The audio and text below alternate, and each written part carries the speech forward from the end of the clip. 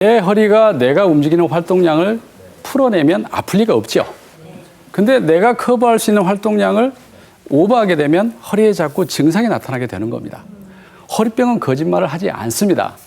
허리가 아픈 데는 반드시 원인이 있는 거죠. 자, 진료를 하다 보면 이런 말씀들 하죠. 아, 원장님 지난주에는 굉장히 좋았는데 오늘 아침부터 다시 아픕니다. 왜 그렇습니까? 라고 묻습니다. 그러면 제가 이런 질문을 드립니다. 어제 저녁에 뭐 하셨어요? 그러면 그때서야 자, 자기가 뭔가를 잘못하고 있다는 걸 아는 것 자체가 치료의 50%라고 생각을 하시면 되겠습니다. 반드시 원인이 있다. 자, 이 병원 저 병원 수년 동안 다니면서도 치료가 안 되는 환자들이 지긋지긋해 죽겠습니다. 치료 좀 왜 이렇게 안 되나요? 라고 묻습니다. 자, 치료가 잘 안 되는 분들의 공통된 특징들이 있습니다. 일단은 굉장히 부지런하세요. 그 다음에 아픈 걸 너무 잘 참습니다. 세 번째는 고집이 굉장히 셉니다. 네. 거의 이런 공통점이 있습니다. 예. 문제는 뭐냐면 치료만 생각하기 때문에 실패하는 거예요. 휴식이 반드시 필요합니다. 예. 치료받고 들어가는 길에 또 장바구니 들어가고 들어가서 또 톱밥 가꿉니다. 네. 치료 기간만큼이라도 치료 당일만큼이라도 반드시 휴식이 필요하고요. 휴식이 치료보다 앞선다는 것을 명심하셔야 됩니다. 자, 세 번째. 자꾸 재발합니다. 자, 쉽게 말씀드리겠습니다. 건강한 사람이 운동하다가 허리가 아팠습니다. 한 2주 치료했더니 80~90%가 좋아졌어요.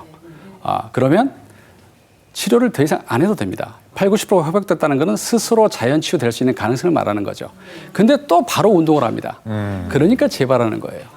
치료 기간이 2주였다라고 한다면 치료를 안 하셔도 되는데 치료가 끝나고 나서 기본 생활은 하시되 2주만큼 더 치료했을 때와 마찬가지로 주의사항을 지켜주시는 게 굉장히 중요합니다. 그래서 치료 후 시간이 필요한 거예요. 자, 퇴행성 디스크나 협착증 같은 환자들은 보통 3개월에서 4개월 정도 치료합니다. 자, 많이 좋아졌겠죠? 치료 끝나니까 요이통하고 다시 김장 담그고 집안일하고 가사 일합니다. 그러면 안 됩니다. 3~4개월 치료하셨으면 그 이후에 3~4개월 정도는 휴식과 안정을 취하면서 치료받듯이 그 주의사항을 지켜주시는 게 재발을 막는 굉장히 중요한 포인트가 된다. 네. 자, 네 번째.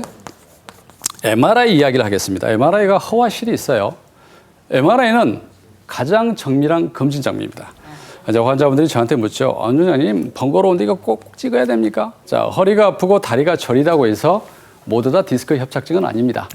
네, 뭐냐면 염증 생길 수도 있고 감염 질환이 있을 수도 있고 골절이 있을 수도 있고 또 디스크 협착증도 그 정도가 다릅니다. 네. 아시겠죠? 그래서 정확한 감별 진단과 그다음에 치료, 그다음에 방법을 선택할 수 있고 수술 가능성, 치료 가능성, 애우를 보기 위해서 MRI는 반드시 단순 요통 같으면 안 해도 되겠습니다만은 디스크나 협착증처럼 허리가 아프고 오랫동안 다리가 저린 분들은 가장 정밀한 검사를 찍어야 됩니다. 네. 자, 제가 드리고 싶은 말씀은 그 다음에 있습니다.